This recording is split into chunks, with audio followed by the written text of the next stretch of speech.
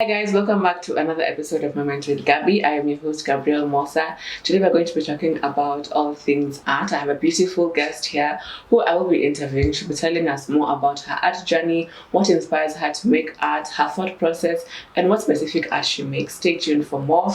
In the meantime, don't forget to like, comment, share, and subscribe.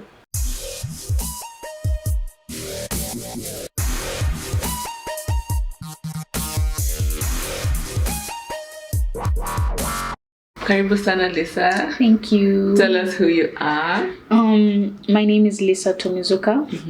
I'm a student at Daystar University. I'm pursuing communication and media right now. And I'm an artist. Oh. Yeah. So you're an artist, but you're in school doing electronic media, I think, electronic media. Yeah. Why did you choose to pursue something completely different from Okay, electronic media is actually very conversant with art because I was looking for an art course and I wanted to do like fine art in university, but I wasn't able to find like a college or a university close to home, and the closest thing to that was communication and media. And in electronic media there's graphic design and graphic art. So I thought I'd just opt for that because photography and videography is also artwork. Yeah, it is somehow. Yeah, so I just fell in love with it. And you enjoyed like the process of filmmaking and everything? Yeah, I like it. I like it a lot. I like being able to handle a camera. I like being able to take photos of people, editing and all of that. It's all artistic still, so... Yeah, it's very interesting. And fun fact, we're in the same university. Yep. So tell us about your art. When did you fall in love with art? I think I fell in love with art when I was in primary school. I was probably in class 2 or 3. Yeah. And we used to do like a lot of we used to have creative arts class, I think. Yeah, that was it. Yeah, that was it. Yeah, so I think that helped me like nurture myself because I don't think I knew what art was. I think I just used to play around with colors. So the art teacher, Mr. Odwar, he helped me and he helped me nurture my art up to when he helped me, he took me for competitions and all of that, and it helped me a lot. So when I reached high school, I ended up taking art in one of the high schools I went to. And again, another beautiful art teacher called Mrs. Olube. She helped me a lot. I nurtured my art again, did A-levels, got another magnificent teacher, and that's how I got to where I am. Okay, so your teachers have been instrumental in your journey. Very instrumental. I love that. I remember in primary, because again, we're in the same primary. When we used to want, graffiti drawn on your book, or you have a painting, you used to be like, hey, let's take it to Lisa to do it for us. And she used to do it so well. So I can attest that she's a great artist. Oh, thank you. So who would you say inspires you to make your art? Or what inspires you? Well, I can say for sure that when I was still in high school and, before that, I didn't really have an inspiration. I just used to do art. But when I got to my A-levels, my inspiration, funny enough, is not an artist. It's always been powerful women, because all around me there's powerful women. By the way, where I stay, there's women who are strong, always fighting, advocating in these female organizations. My own mom, and I think that just inspired me to be able to talk about women in the same way but using artwork. So my inspiration is women. I love women a lot, and the strong, powerful, beautiful, everything. And there's so much you can put on paper or on canvas to talk about a woman. True. Yeah. And most of your art, I've seen you've drawn many women. Okay, not drawn, painted. Speaking of which, what are the different types of artwork? Is that abstract, painting? Could you explain to us the whole thing? That I do? Yeah. Okay. I love doing portrait art. That's like painting people's faces, doing people's people's faces basically. I do portrait art and I also do abstract art. And I really love portrait art because of the intricacy. You're able to make perfections and you're able to you bring to life something through paper, But then again, I love abstract art because I feel like portrait art is a bit too boring, like, just doing faces and all of that. Yeah. So I love colors, I love shapes, I love lines, I love all of those things. So I use that, I incorporate that in my portrait artwork. So that's why most of my artwork will be human faces, human people, but not human people you'd see every single day, Yeah, having a pop of color, their eyes are different colors, their hair, all of that. I feel like it's fun and it's beautiful. Yeah. You're able to express so much with abstract art. Putting it on portrait art, I think, brings it closer to humanity. You're able to understand it easier rather than it just being abstract. Yeah, I love that. So apart from portrait art and abstract art, what other different art forms are there? There's landscape art, there's impressionism, there's pencil art, charcoal work, pastel work. We have oil and chalk pastels as well. So it's a whole lot, yeah. And also what you're drawing on the canvas also determines the kind of art you do also, yeah. Yeah, like if I decide that I'm gonna, personally, I prefer using acrylic paint all the time. I use a bit of oil paint, but I feel like I work really fast with my artwork because I will sit and start working on a piece for like 8 hours without moving. I might take a glass of water or something, but I will not move from there. So using oil paint really would really be a lot of work because it takes so long to dry. Acrylic paint though takes such a short time to dry, so I'm able to work faster and all of that. So I prefer that. I barely ever use oil pastels. I do not like black and white artwork, so I barely ever use pencil work. Yeah, it's a bit boring, and also it's tedious because using, like, can imagine a whole big canvas and you're using just like charcoal or a pencil. Yeah, it's a lot. Yeah. So tell us about your thought process before you sit down and paint for your 8 hours. Yeah. Maybe you've decided you're going to paint this specific woman. How do you choose her? And tell us all about that. Okay, the women I paint are women I see in my everyday life, either on TV. I might be watching a movie. I might be scrolling on the internet. I might meet somebody on the road. I just all my artwork is incorporated from that and from people's stories. I might remember that I saw a woman with such beautiful hair today, and I might remember a story which I had where maybe a woman was being, oppressed, or a woman was being empowered.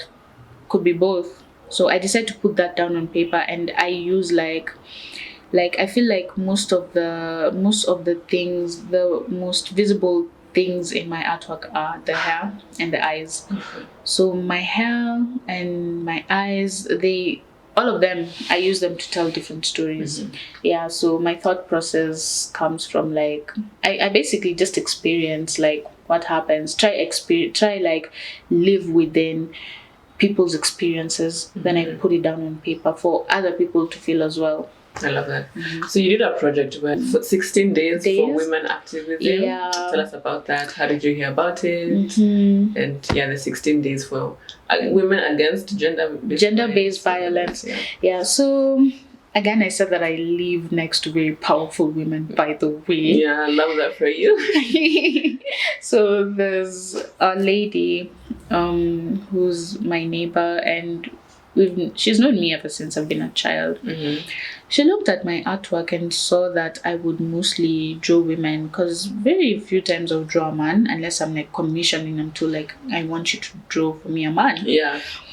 So she looked at my artwork and she told me about the 16 days of activism against gender-based violence, and she told me how this campaign is being used to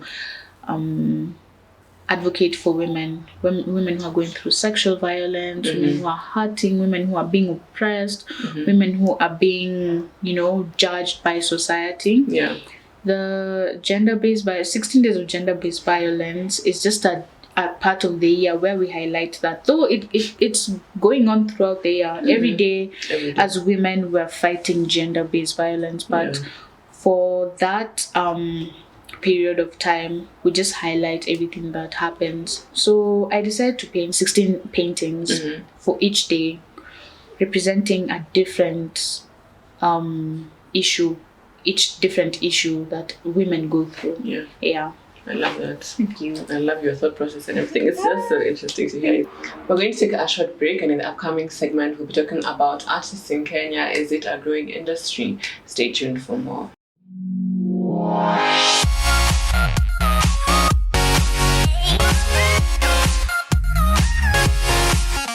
Thank you guys for staying tuned. In this segment, we'll be talking about art and the art space in Kenya. Do you think art is a profitable or a marketable career in Kenya? To be honest, okay. The problem is getting an audience, because in Kenya people don't appreciate art. Sadly, you will be selling something for, let's say, 20,000, and somebody will ask you like, why are you selling piece of wood and paint and for 20,000? Like it makes no sense. So in Kenya, it's all about finding like the right audience, which is still difficult, because you'll find that most people who would want to buy your artwork would be foreigners living in Kenya. Kenyans, many of them do not appreciate artwork, so it's so difficult. Or maybe big establishments, big organizations, like you see places like Art Cafe and Java having like these paintings on their walls. So those are the people who would like buy your artwork. So it takes time. I'm not gonna lie, it takes time. But once you've gotten there, it's moving forward. And you think we as the youth or as Kenyans can improve our perception of art, or like have a more open, mind? Because art takes a while to, create it and everything. Yeah, I think that many times people need to put themselves in the shoes of an artist, because you can imagine, for me to have come up with this painting from zero, from a white piece of paper or a blank piece of paper, basically, my thought process, paints are not cheap. Art materials are not cheap. True. And time. You can imagine, like I'm saying, I'm sitting down for 8 hours. I can't sit down for 8 hours for me to sell to you something for 5,000 or 10,000. It makes no sense. It makes no sense. So people need to, and then the thought process, like somebody, because the thing is that nobody else can do it. People will criticize artists so much and be like, oh, your work is so expensive. Nah, this can be done. But they can't do it. Nobody can take, you can't take what you're thinking in your mind and be able to place it on paper and make it make sense. You can't. So for an artist to do that, it's a skill. It's a skill that you have to either develop or that is gifted from God, or and it's difficult. So people need to put themselves in the shoes, because first of all, I can charge you only for the paints. Let's say one tube of paint, of acrylic paint from, let's say, Textbook Center, costs 600. Imagine how many colors I'm using on your painting. Maybe 10. That's already 6K gone. And then paint brushes are expensive. Do you know, you go to Textbook Center and one paintbrush costs like 300 shillings. That's a small paintbrush. You can imagine, maybe I need 10. How much is that already? Like 300, 10. That's already 3K. So in total, 9K gone. 9K gone. A canvas. I could be doing a painting this big. One canvas could cost 5K. No way. Yes way. Go to Textbook Center. You guys need to do your research before, like, people need to do their research before they criticize us so much. So that's like, how much gone? Almost 15K. That's gone already. Then my time sitting down doing this work, removing what's in my head or what's in your head, because you've asked me to paint for you something. I'm removing it and I'm putting it on paper. Imagine all of that. You can't blame me for charging you 30K for a small painting. Yeah. You can't. It really makes sense. Yeah, so people need to appreciate the process. You need to appreciate that. The way you appreciate doctors, like, this guy saved somebody's life. You need to appreciate artists and journalists. Yeah. And, I feel like the art field is so looked down upon. It needs to be appreciated. And is there like a big community of like artists in Kenya? Like, I'm sure you know like other artists. Is it like a growing industry thing? Yeah, it's definitely growing, and I love it so much because people are doing wonderful things with their artwork. Art is not something that has a limit. There's no like sky's the limit. There'll never be a limit.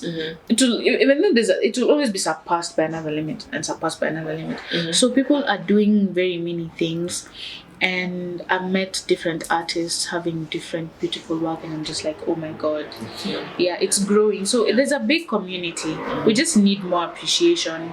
That's just it. Sure. For sure, with time, guys will be more open to it and everything. Where have you sold your art to? Is there like a big place where you've sold your art where you never thought you'd sell? Tell us about that. Okay, so one of the best paintings I have sold have been to like a personal client. My dream is to sell to like Java or Art Cafe or a hotel. Yeah. Because I do a lot of big paintings, and I mean, I feel like that would work really well there. I'd love for people to just enter a hotel and they look at painting and they're like, oh my god, who did that? Yeah.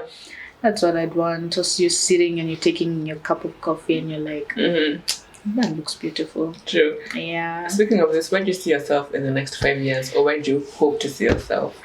In the next 5 years, hopefully, I will be having my own gallery and my own studio where I can sell my artwork and have shows, have people come view my artwork and all of that. Yeah. Have people experience artwork even without being able to purchase it. You can come look at it and feel like, wow, I connect to this piece. I connect to this piece. Yeah, that's what I'm hoping. In the next 5 years, I'm hoping I'd have bought like 10 Teslas from my artwork. But really, one really. For sure. Yeah. Now let's leave the whole art thing alone. Let's talk about your hair. Oh, I love your hair, by the way. Thank what you. inspired you the whole look? Is it like an artistic thing, or you're like? Yeah, it's definitely artistic because I so much love making a statement. I don't know if I ever maybe to people like come off as calm, or maybe I don't know. Yeah. But even though I will not talk to you, I want to walk in a room and people are like, who's this?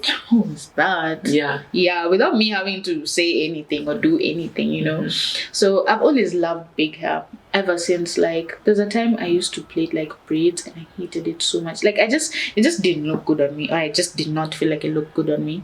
So I started trying like different types of large hair. Then I got this and I was like, this is it. This is it. I don't think I'm remembering you guys. The next 20 years, I'll be having this hair. Like, I don't see myself. This is my sign. Like, it's me. It's grown on me so much that I don't think you can describe Lisa without talking about her hair. Yeah. When you talk about Lisa, you'd be like, the girl with the big hair. Yeah, so I don't imagine like myself removing this hair anytime soon. It makes a statement, and also I'm not like a rebel or anything, but I feel like I like being so much like society has its wants, and I'm not here for society. And I'm always telling people, be yourself. Do not be here for what people want you to be here for. True. Like, there's a time I was telling people in school, I was told that my hair is not acceptable in society, and I'm like, I am not here to be acceptable in society. This is self. To be myself. Yeah. So people look down upon dreadlocks so much. It's a very stereotypical thing. And feel like you're a rebel, or you know what you're doing in your life. Yeah, like it makes no sense. So I told myself that I'm gonna do great things, and I'm gonna do great things with this hair on my head, so that you can like we need to cut the mentality, the whole mentality. Yeah, there's no way we can keep on harassing people who have dreadlocks, Yeah. thinking that they don't have potential or they're drug addicts just because. I mean, what does my hair have to do with anything? It doesn't. Just a form of Yeah. self-expression. It's not who you are. Yeah, it's self-expression. So I'm planning to do great things with this hair on my head so that they can say that, you know, I want to hear them saying that, oh, people who have dreadlocks. Yeah. I want to be an example. And you will do great things for sure. Thank you. My big question is, I'm sure all of us are thinking this, how do you sleep with that hair? Because I'm trying to imagine, like, I'm not understanding. Oh, okay. Guys, it's not that difficult. It's not that difficult, honestly. I just put my hair on the side. Like, my hair would be like this and I'd be lying down like this. It's just at the back. So it has like its own space. It has its own space, its own pillow, by the way. It has Really? Come on. And when I just turn it all of it like that. When I shower, that's another question I get asked a lot. Yeah. I just tie a bun. Like, I can definitely not use hair bands. For sure. But I use like scarves and laces. I just tie my hair over here and then I just coil the rest around. You know how you make a bun? Okay. Yeah, and the bun stays on for a few minutes. I mean, I don't shower for 10 hours, Yeah, you know. Then you do the thing. After that, I let it down, you know, and it's not heavy. This hair is not heavy. It's light. It is really light. Like, it's. I feel like it's lighter than you'd imagine. It's actually quite light, yeah. Yeah, so people think I can't walk with this hair, that I probably have like a brick on my head. No, it's quite It's light, yeah. As we wind up, tell us 2 fun facts about yourself, away from the art, away from the hair. 2 fun facts about Lisa that people would not imagine. And apart from you being a TikToker in this Nairobi. 2 fun facts about me. Number 1 is I eat a lot. I eat a lot. Oh my god, I love eating. I can eat everything. By the way, I don't think I'm allergic to anything. So food is always like a yes for me. By the way, food is at the top for me. Number 2 is I hate water so much. I hate drinking water. Because I love water, I shower and everything. Yeah. But oh my god, I hate drinking water. Like, I don't know what I'm gonna do, because you know what I mean. You can't live without water. Yeah. So I don't know. I just find ways. Like, I put things inside my water for me to be able to take it, because I don't know. I find it disgusting. I don't like the tasteless thing is, it's just so. Why is it tasteless? Like, what's the point? Yeah. It's pointless. So yeah, water is a no for me. I love that. So thank you for the interview. I really enjoyed Thank you for having me. Give a shout out where people can find you on your Instagram, on your TikTok. Okay, on my Instagram it's Tomizuka Lisa. On my TikTok it's Tomizuka Lisa as well, but Tommy, if you search Tommy, I think you'd be able to get me. On Twitter, I think it's Tomizuka Lisa as well. Okay, I think after you find my TikTok and my Instagram, on my TikTok you'll find the link of my Twitter. Yeah, and that's it. Thank you guys for watching. I hope you have learned something new, and I hope you've enjoyed this show. And you can find her art and buy her art on her Instagram platform. Don't forget to like, comment, share, and subscribe at News Unplugged KE. Until next time, see you guys. Bye.